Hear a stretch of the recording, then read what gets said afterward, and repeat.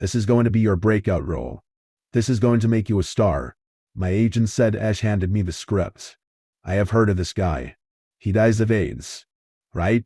My agent leaned back in his chair as he beamed his usual smug smile. Look what Philadelphia did for Tom Hanks. You are perfect for this role. I flipped through the scripts, skimming the pages. The character was a struggling artist, something I could relate to. He was full of life until the disease took everything from him. And know how these Oscar bait films go. My agent said. Gut-wrenching performance. Raw emotion. You lose a little weight. Shed a few tears on camera. And boom. Award season buzz. I took a big sigh. Still staring at the script. You make it sound easy. That's because for you it is. He said, grinning. Face it. You don't just play characters. You become them. That's why people are starting to pay attention. He wasn't wrong. The tabloids had a field day with my last role as an abusive husband, calling me unstable, obsessive, and dangerous. Maybe they weren't entirely wrong. By the time filming wrapped, my girlfriend had walked out, claiming she couldn't recognize me anymore, that I had become the cruel, volatile man I was playing. I handed the script back to my agent. How far do you think I'll have to go for this one? Far enough to make them believe. My agent said, far enough to make them feel it. I closed my eyes and exhaled. All right, I said. I'm in. The weeks leading up to filming felt like a slow descent into something inevitable. I spent hours studying the character, watching old interviews, reading about the early days of the AIDS crisis, and memorizing every line, every detail. I lost weight and avoided mirrors whenever I could. But before I fully became him, I needed one last night as myself. I met up with James, an old friend and fellow actor, at a quiet restaurant downtown. He smiled as I sat down. So? He said, raising his glass. Who are you going to be this time? I smirked, but it felt forced. Daniel Hayes, painter, diagnosed with AIDS in the late 80s. Dies before 30. James's smile disappeared. Jesus. Heavy role, but if anyone can pull it off, it's you. James watched me for a long moment, then sighed. I just don't want to see you go too deep again. I smiled, trying to shake off the unease creeping up my spine. Deep is where the good performances come from. Yeah, James muttered, finishing his drink. But what happens when you can't come back up? I didn't answer.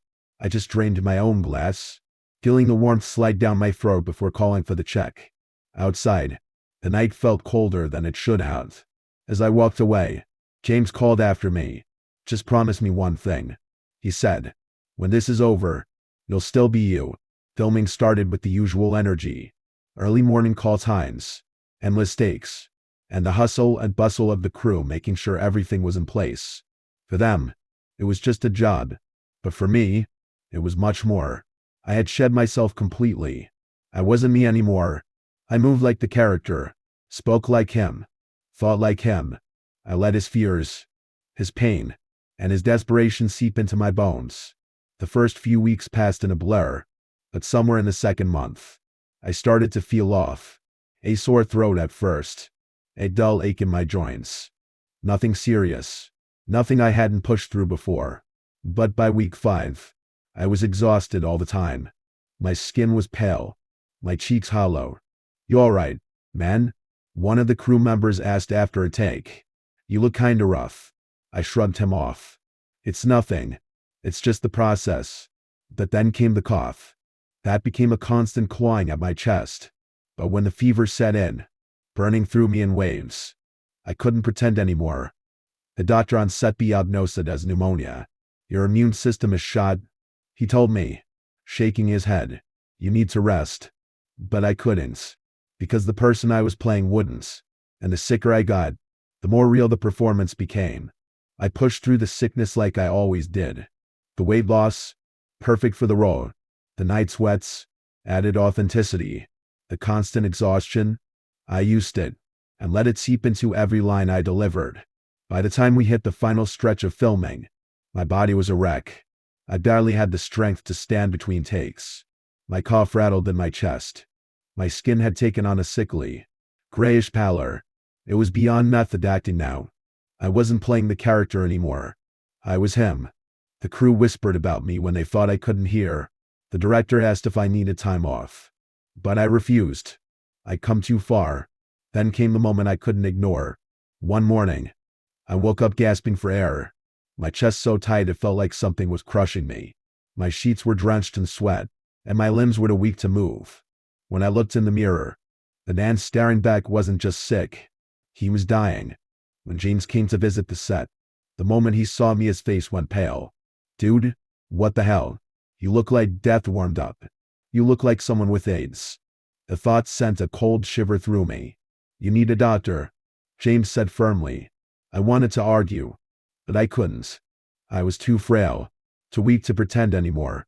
The doctor ran test after test, his frown deepening with each result. When he finally came back, his face was unreadable. You're not just sick, he said slowly. They tested positive for HIV. I let out a short, breathless laugh. That's not possible. But deep down, I think I already knew the truth. Filming wrapped on a cold, gray afternoon. My final scene was the character's death. Frail, breathless, lost in a hospital bed. When the director called cuts, something inside me unclenched like I had been holding my breath for months without realizing it. Within days, my health began to change. The fever vanished. My cough eased. My strength returned so quickly that it didn't make sense. I barely had time to process it before James dragged me back to the doctor. The same tests. The same waiting. When the results came in, the doctor looked at me like I was a ghost. This doesn't make sense, he murmured. The virus is gone. It's like you were never sick at all. James let out a nervous laugh, clapping my shoulder. Guess you're a miracle, man. And I wasn't so sure. The film premiered months later, and it was huge. Critics called it a masterpiece. My performance was hailed as devastatingly real. When I won my first Oscar, the cameras flashed, the world cheered, and for the first time, I was seen. The offer came in the same way they always did, through my agents, with the same pitch about how this was going to be the role that cemented me as a legend. But this time, he wasn't just selling a part, he was selling a transformation. This is your Joker moments, he said, sliding the script across the table. A real deep dive into the mind of a killer, a kind of role that turns actors into icons. I barely heard him. I was already flipping through the pages, drawn to the dark, twisted words on the script's worn pages. Raymond Vance was a brutal serial killer who terrorized the city in the late 90s. The film was loosely based on his supposed crimes. Supposed because no bodies were ever found. I leaned back in my chair. How real are we talking? My agent's grin widened. We're going for complete immersion. Real locations. Real crime scene details. The works. My heart pounded. This was what I lived for. I'm in. I beamed. From the moment filming began, something felt different. Usually his way. My process took weeks. Slowly letting go of myself and stepping into the character's skin. But this time, Raymond came easily. Too easily. I started wearing his clothes off set. I spoke in his voice when I wasn't filming. I found myself drawn to dark alleys, watching as women roamed vulnerable and alone at night. And the blackouts started. The first time, I woke up in my apartment, my hands aching as if I had punched something hard. My knuckles were raw and bruised. The second time, I was in my car, parked on an unfamiliar street at 3 a.m. My heartbeat thrumming with adrenaline. There were dark smears on my jeans. I told myself it was dirt. But by the third time, I knew I couldn't mind myself anymore. I woke up in my bathtub, fully clothed, my fingers curled around a blood-stained knife. I didn't remember where it came from or what I did with it. I tried to shake it off. I told myself it was just exhaustion, that I was too deep into the role. That was until I saw the news reports. A young woman was found brutally murdered last night. The crime bears striking similarities to the infamous Raymond Vance killings from the late 90s. My stomach twisted. The details they described, the positioning of the body, the method of the kill, it was all in the script. At first, I convinced myself it was a coincidence. But then, a second murder, and a third, each scene pulled straight from the pages of the movie. Each victim killed exactly how I had acted it out. I stopped sleeping. The terrified faces of women haunted my dreams, their voices echoing in my mind, pleading, screaming, dying. Was I doing this? I had no memory of ever holding a knife outside of the set, but the blood, the blackouts, the way I was drawn to places I had never been before but felt familiar. I had to find out the truth. There was only one person who could give me answers, the real Raymond Vance. I pulled every string I could to arrange a visit to the maximum security prison where he had spent the last 20 years. The guards led me into a cold, sterile room. The man on the other side of the glass was thinner than I expected, his eyes sunken but still alive with something knowing. When he saw me, he smirked. Well, he said, leaning forward. Looks like I've got a fan. I swallowed hard. I need to ask you something. Let me guess, he said, tapping a finger against the glass. You're playing me in that fancy little movie they're making. I nodded. His smirk deepened. And now you're wondering if I really did it, he asked. Something is happening to me. If you didn't kill those girls, then who did? I see them every time I close my eyes. I clenched my fists. I need the truth. Did you kill those women? Raymond leaned back and laughed. I've told them for 20 years I never killed anyone. No bodies. No proof. He spread his hands. But someone must have done it. Huh? And now here you are, acting out murders that could have happened or didn't happen. Or maybe you're the killer. My stomach twisted. Was it possible? Had I somehow become the thing I was pretending to be? Raymond leaned in close, his voice barely above a whisper. You're not acting anymore. I left the prison with my head spinning. Maybe Raymond was manipulating me. Maybe he was lying. But what if he wasn't? What if I really was responsible for those women's deaths? As filming commenced, the blackouts became more frequent. Terrified faces of women plagued my mind, each one different every time I came to. Then, one night, I found myself driving aimlessly through the city. My fingers angrily gripped the steering wheel. I felt a hatred rise from deep within me. I needed to release this ugliness, and that's when I saw her. She was walking alone, her face vaguely familiar. Then it clicked. She was an actress, someone I had worked with years ago. I pulled up beside her and rolled down the window. Hey, need a ride? She hesitated. Then recognition flickered in her eyes. Hey, oh my God, I haven't seen you in forever. I smiled. Come on, I'll drive you home. We chatted as we drove through the city, the young woman oblivious to my murderous thoughts. I could sense the unease radiate from her once she realized. We were traveling in the wrong direction. We had left behind the bright lights of the city, and he kept driving until I came to a secluded spot deep into the woods. I had never been there before but had seen it 1,000 times in my dreams. By now she was physically distraught. She knew the moment I pulled off the road what my intentions were. Where are we? She cried. I gripped the wheel, my heart hammering. She turned to me, her eyes wide. They're scaring me. I swallowed hard. I didn't remember deciding to hurt her, but my hands were already moving, reaching for her. She screamed and began fighting harder than I expected, scratching, clawing, kicking. Somehow, she broke free and ran from the car. I wanted to chase her, but I just sat there, breathless, staring at the dark woods around me. I was in a daze, not quite sure if I was dreaming or if I had imagined the whole thing. The next day, I was back on set, pretending none of it had happened. But I didn't have to pretend for long. Halfway through filming, the set was swarmed with detectives and armed officers. The young woman was real, and she went to the police. She told them everything that had happened. I didn't even resist. I barely even reacted as they shoved me into cuffs. Before telling me I was wanted for attempted murder, my head was spinning as they interrogated me. I admitted to taking the woman into the woods, and I swore I had never killed anyone as I sat in the cold, windowless room. The detective across from me leaned in, close. You want to tell me about what we found out there? I swallowed hard. I'm not sure what you are talking about.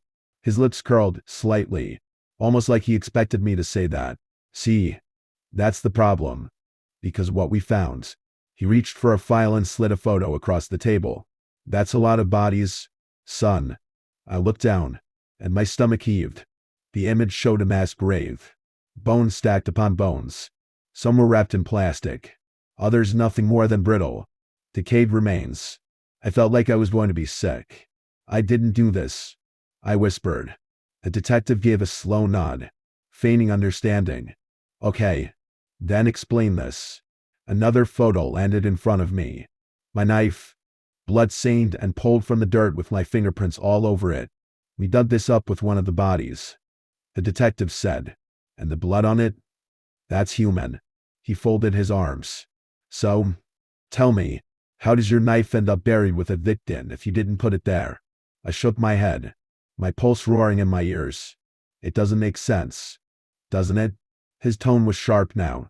You're telling me it's just coincidence that you lead that woman to the exact spot where we found a serial killer's personal graveyard. He leaned closer. That your knife just happened to be buried with one of the bodies? The detective leaned in close and looked me dead in the eye. We'll see what the jury thinks. The trial was a media circus. Oscar-winning actor turned a real-life monster. The headlines sold the story better than the movie ever could. They painted me as unhinged. A method actor who went too far. A man who let the role consume him until he wasn't acting anymore. My lawyer tried to argue that it was impossible, that it didn't make sense, that I was being framed. But then Raymond Vance took the stand. He was a free man now. No physical evidence had ever linked him to the killings. And now, all the bodies were tied to me. He sat there, looking at me, studying me, and then he said the words that sealed my fate. I spent years locked away for crimes I didn't commit. And now, the real killer has finally been found. It took the jury 6 hours to convict me. As they lead me away in cuffs, Raymond's eyes met with mine as he smiled at me like he had been waiting for this moment all along. Raymond Vance sat in a darkened room. He got up and adjusted the telly, making sure it was loud enough. He turned to the woman he had bound and gagged to a chair before pulling out a sharp knife. He moved over behind her before making the woman stare at the screen. He slid the knife under her chin and leaned down close. Can you believe they made a movie about me? The woman tried to scream, but it was muffled by the gag in her mouth. SSH. This is my favorite part. This is where I kill the girl. I didn't know I was dreaming until I awoke. Face down, sore, like my entire body was inflamed. I lifted my head, and my cheek peeled off the floor in a glue of coagulated blood. It came from my mouth, just like I could see my fingernails. I could feel blood lining the edge of my gums. It felt like every bone in me had shifted, and every muscle had atrophied. And I felt great, powerful, even. A fire was lit in the stove, casting dancing shadows over the brick walls, briefly making me think I wasn't alone. I was, though. This place was familiar, somewhere I had been before but couldn't place just when or why. But it made me angry. All of it. I didn't know why. But the books and the tools and the beakers and chemicals. I hated it all. And that hate felt good. It felt exciting. I had no idea who I was. But it didn't matter. I was here. Now, as I lifted myself from the floor, shattered glass crackled under my weight. A glass had broken around me. Must have fallen when I had. Footsteps hurried towards a nearby closed door up a small staircase. Sir, are you all right? I heard a crash. The voice knocked, and I stifled a laugh. This man sounded weak and comfortable. And based on the size of this laboratory, this man had been comfortable for a long time and somewhere grand and warm. I felt my jacket, and the breast pocket was a key. My eyes drifted across the room and landed on a small metal door on its other side. The weak man knocked again, and I knew I had to escape. Whoever I had been, I wasn't now. This was my night. My time. I needed to seize it. A king leaned against the wall and I snagged it and ran. Threw open the door. Stepped out into the night. A new feeling. Mist enveloped me and I stopped. Closed my eyes. Whoever I had been before, I hated. He had kept me from this. I took my first steps into the world and the night buzzed. I glanced in every window I passed. Checked to see if they were locked. They all were, of course. But maybe one wouldn't be. And I could slide in silently and smell the food they ate and listen to the stories they told their children. A slim row home stood at the end of the street. The lights all off inside. As I passed I saw my reflection. It startled me. I stepped closer to the glass. Then closer again. I was hideous. My skin was pale and bruised and wrapped tightly around the bone underneath.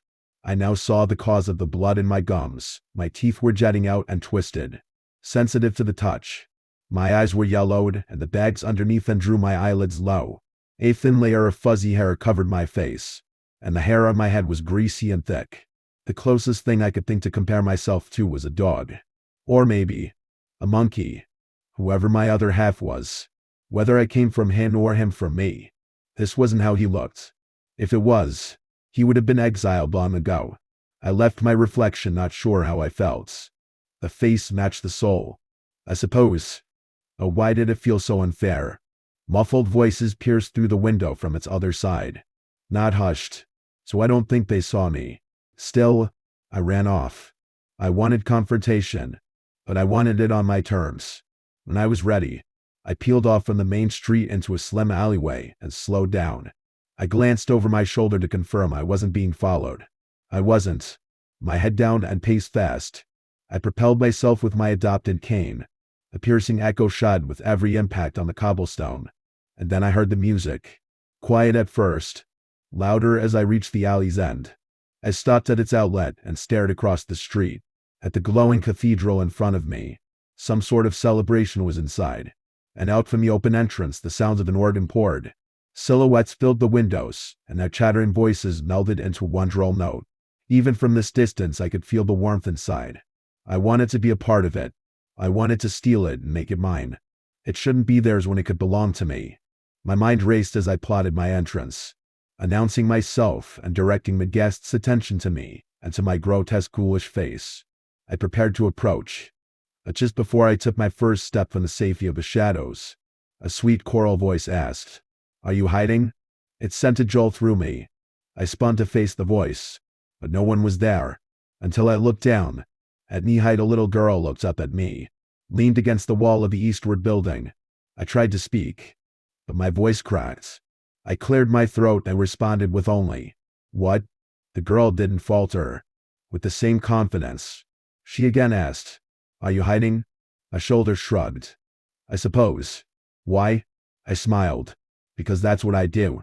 I'm a hider. I hide." She looked at the cathedral and then down to her feet. "I'm hiding too." She sighed. "There's too many people in there. I don't want to go back inside." The little girl was dressed formally, in a way that didn't suit her, dressed by people older and without care for the girl's wants. Tightly and uncomfortably. Those people made her anxious. But not me. She seemed happy to have a friend to share in her discomfort. I smiled widely at her, and I could feel my lips curl over my concave teeth. "That's all right. You can do as you like." She looked back at the gathering and watched silently for a moment. "I should go back. Will you help me cross the street?" The girl turned to me and took my hand. Her touch sent a fire through my nerves, like an unbearable electricity. Unconsciously I flicked my hand away from her, accidentally striking her on the cheek. I froze and watched as her eyes filled with tears. She grabbed at her face and began to cry. I had hated myself gleefully until this moment. Now I hated myself truly. And this feeling of hate I hated. And I knew this girl wasn't the cause. But still, I hated her for it. And so I slapped her again. She screamed after I did, and I pushed her to the ground. My chest fluttered as a cackle rose from my gut and left me in a squealing mania. I stomped down on her and she curled into a ball, doing her best to protect herself from my blows. And I wanted to stop. And I wanted to help her. And my eyes welled and my laugh only grew louder, as did her screams, loud enough to draw the attention of those at the cathedral. The first few figures who poured down the cathedral's front stairwell didn't concern me, even when they saw me, and they hesitated to run over. But then more and more followed, and a mob formed and approached quickly. They screamed as they did, calling on me to stop, to get away. I knew if they reached me that I'd be at the very least maimed, most likely killed, and the short window of life I had would already close. With a final kick I spun and sprinted down the alleyway, back towards where I came. The girl's whimpers faded with every step, but the ferocity of the crowd helping her only grew. A stampede of footsteps followed behind me, but I was quicker. In the alleyway, I ran back towards the home I departed from, giggling from the rush of the moments. A few passers-by stopped and watched me, but they did nothing to slow my efforts. The back door of the house came into view and I dug out the key I had found in my jacket. As I reached the door, In one fell swoop I unlocked it and slid inside, barely changing my pace or gait. I threw my cane and locked the door behind me.